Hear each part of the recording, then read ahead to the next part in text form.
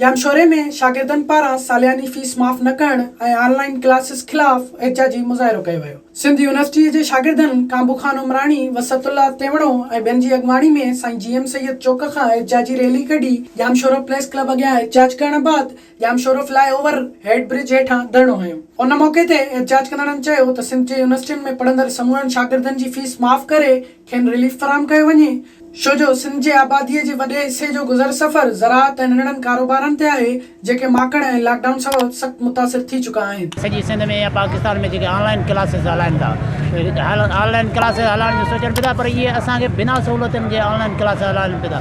असां वटि अहिड़ी का फैसिलिटियूं कोन्हनि, असां वटि का अहिड़े नेट कोन्हनि। सिंध जे अंदरूनी इलाइक़नि में किथे बि फैसिलिटी कोन्हे, नेट कोन्हे। शहरनि में त किथे किथे कंहिं शागिर्दनि वटि हुजनि पिया सही, ऐं ॻरियूं फीसूं जेके आहिनि उहे माना वधियूं थियूं वञनि। असांजो मुतालबो इहो आहे त ॻरियूं फीसूं बि माफ़ कयूं वञनि ऐं ऑनलाइन क्लास असां वटि हलणी न घुरिजे, छो जो ऑनलाइन क्लास असां वटि माना फैसिलिटी कान्हे। जीअं त असां ऑनलाइन क्लासिस जी रिपोर्ट कोन था करे सघूं, त असां मिसाल का बि कुझु करे सघूं था त उन ग़रीबनि जो छा थींदो, जंहिं वटि मोबाइल फ़ोन्स न आहे, जंहिं वटि इंटरनेट फैसिलिटीज़ न आहे, या जेके ॻोठनि में जेके ॿारड़ी में उन्हनि जो सहूलियत केरु मुहैया कंदो।